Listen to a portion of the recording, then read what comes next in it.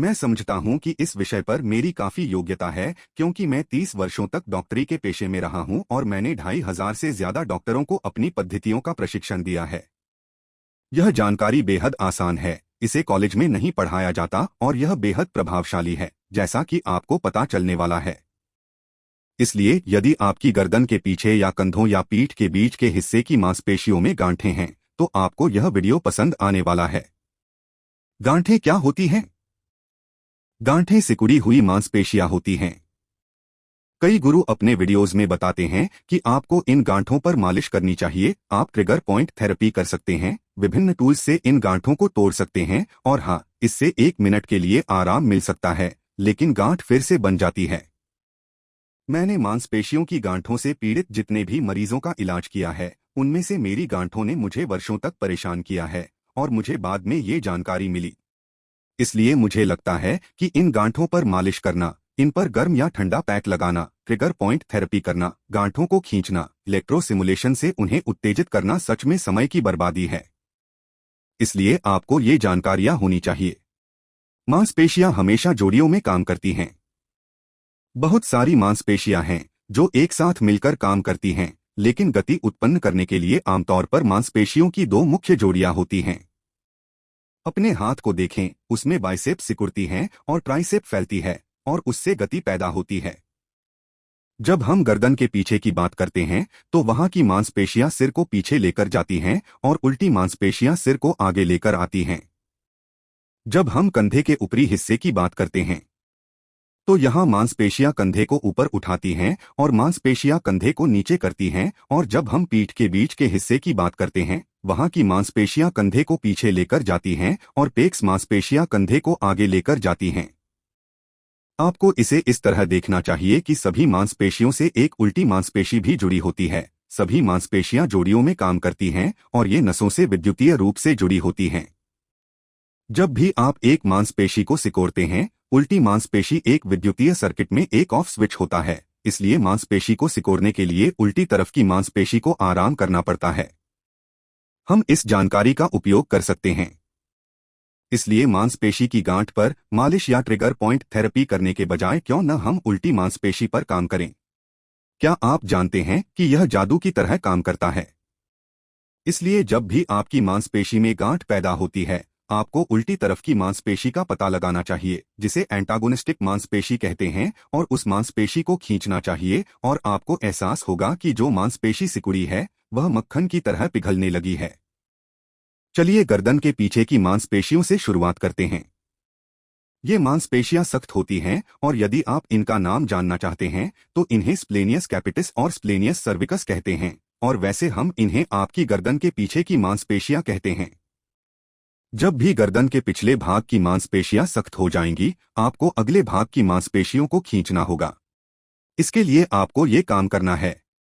सिर को वापस लाएं। आप ऐसा 5 से 7 बार कर सकते हैं और देखें कि आपकी गर्दन कैसा महसूस करती है। लेकिन एक दूसरी मांसपेशी भी है, जिसे स्केलीन कहते हैं। ये गर्दन के अगले भाग में होती है, इस जगह पर, और इसे खींचने के लिए आपको इस तरह से गर्दन को घुमाना है और दूसरी तरफ भी ऐसा ही करना है। और आमतौर पर आपको ऐसा महसूस होगा कि एक तरफ की मांसपेशी दूसरी की तुलना में सख्त है, और आपको इसी पर काम करना है। और फिर जब आप इसकी तुलना गर्दन के पिछले भाग से करेंगे, तो आपको महसूस होगा कि यह बहुत ज्यादा ढीली हो गई है। इस वीडियो के जरिए मैं आपको कुछ तरीके सिखाऊंगा कि आपको ये काम कितनी बार करना है और कैसे करना है। ये सब इस बात पर निर्भर करेगा कि स्थिति कितनी खराब है।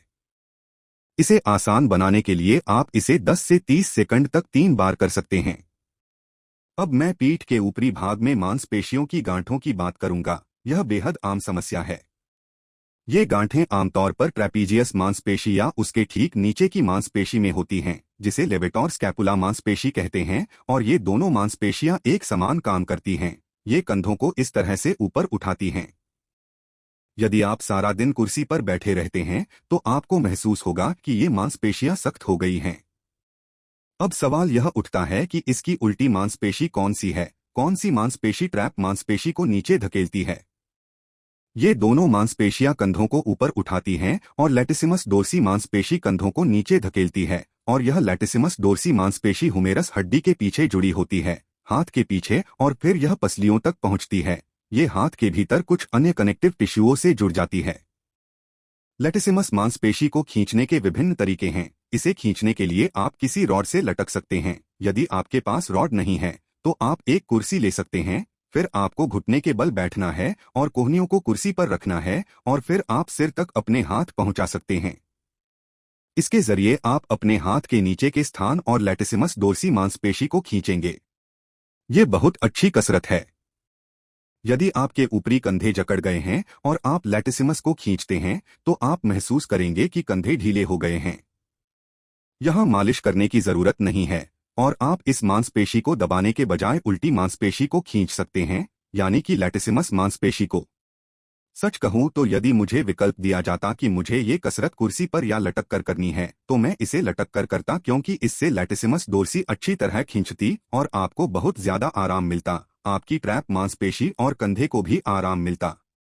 मैं सलाह दूंगा कि आप लैटिसिमस डोर्सी मांसपेशियों को खींचें। ये मांसपेशियां पसलियों के ऊपर होती हैं, जो पीछे आपकी स्कैपुला हड्डी से जुड़ी होती हैं, और इसे खींचने का सबसे आसान तरीका है कुर्सी पर तिरछा बैठना और अपने हाथ को कुर्सी के पीछे लेकर जाना और फिर अपने धड़ के ऊपरी हिस्से को उल्टी दिशा में खींचना। आप ऊपरी धड़ को उल्टी दिशा में घुमाएंगे और सीधा बैठकर अपनी स्केलीन मांसपेशी को खींचेंगे। ऐसा करने से ट्रैपेजियस मांसपेशी और उसके ठीक नीचे की मांसपेशियां खींचेंगी, वे पिघलने लगेंगी। ये भी बहुत अच्छी कसरत है और आप इसे 30 सेकंड तक खींचेंगे और आपको ऐसा केवल 3 बार करना है और आपको बहुत अच्छे परिणाम मिलेंगे। चलिए अब पीठ के बीच के हिस्से की बात करते हैं। यहाँ 2 मांसपेशियों की जोड़ियां होती हैं, जिन्हें रोम्बोइड मांसपेशियां कहते हैं।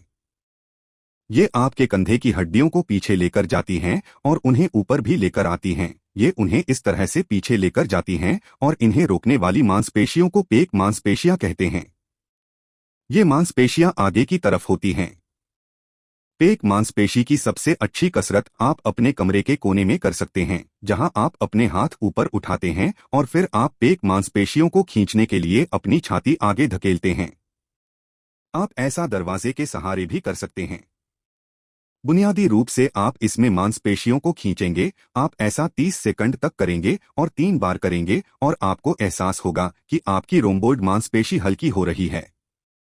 ये आपके शरीर के 3 हिस्से हैं जहां गांठें हो सकती हैं और आप ये कसरतें कर सकते हैं। हालांकि आशा है कि आप अभी तक इतना वीडियो देख चुके हैं, क्योंकि 80% गांठें वास्तव में आपके पाचन के कारण पैदा होती हैं। आपकी पाचन नली में कुछ समस्या हो सकती है, खासकर आपके गॉल ब्लैडर में, और कई बार ये समस्या लिवर और गॉल ब्लैडर के बीच की नालियों के कारण हो सकती है। इन नालियों में गंदगी जमा हो जाती है और यह गंदगी लिवर में वापस पहुंचती है, जिससे आपकी रोम्बोइड मांसपेशी में जकड़न पैदा हो सकती है। खासकर आपकी दाईं तरफ आपकी ट्रैप मांसपेशी या आपकी लेवेटोरी स्कैपुला मांसपेशी की दाईं या बाईं तरफ जकड़न हो सकती है, या गर्दन की मांसपेशी में जकड़न पैदा हो सकती है। यदि आप कसरत करते हैं और आपको ज्यादा आराम नहीं मिलता तो आपको अपनी पाचन प्रणाली पर ध्यान देना चाहिए। मान लेते हैं कि आपकी गर्दन में जकड़न है या ऊपरी ट्रैप मांसपेशी या दाईं रोम्बोइड मांसपेशी में दर्द है, तो आपको ये काम करना है। आपको अपने हाथों से पसलियों के अंदर मालिश करनी है। बीच के हिस्से में हाथ से उस हिस्से की जकड़न महसूस करें और अपनी क्षमता के अनुसार हाथ को लगभग 20 सेकंड तक दबाए रखें।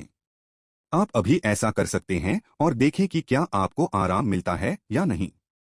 फिर हमें पता चल जाएगा कि आपकी समस्या का कारण पाचन प्रणाली है, जिसका मतलब यह हुआ कि आप कुछ ऐसा खा रहे हैं जो शायद आपको नहीं खाना चाहिए। आप में से जिन्हें भी जानकारी नहीं है कि मैं क्या खाने की सलाह देता हूं, तो मैं उसका लिंक नीचे डाल दूंगा, क्योंकि उससे आपकी यह समस्या आखिरकार दूर हो जाएगी। लेकिन आमतौर पर गॉल ब्लैडर के कारण ऐसा होता है, और मैं पथरी की बात नहीं कर रहा हूं, मैं आपके बाइल की बात कर रहा हूं। आपका बाइल बहुत ज्यादा गाढ़ा हो जाता है, उसे बाइल स्लज कहते हैं, और उसे पतला करने का सबसे अच्छा तरीका है बहुत अच्छी गुणवत्ता का बाइल सॉल्ट या सप्लीमेंट लेना, और उससे बाइल स्लज पतला हो जाएगा और बाहर निकल जाएगा, और उससे आपको बहुत ज्यादा आराम मिलेगा। और वैसे मैं जिस बाइल सॉल्ट की सलाह देता हूँ उसका नाम है गॉल ब्लैडर फार्मूला, और मैंने उसका लिंक नीचे डाल दिया है, क्योंकि इस फार्मूला में बहुत सारी चीजें हैं। इसमें पेट के लिए कई चीजें हैं, इसमें बाइल को पतला करने वाली चीजें हैं, इसमें बाइल सॉल्ट्स हैं, एंजाइम्स हैं, इसमें सब कुछ है। मैंने इन मांसपेशियों की गांठों की समस्या के लिए आपको एक संपूर्ण समाधान दे दिया है, और अब आपको अगला सबसे महत्वपूर्ण वीडियो देखना चाहिए, जिसमें हाथ से गॉल ब्लैडर की थेरेपी के बारे में बताया गया है। आप वो वीडियो यहाँ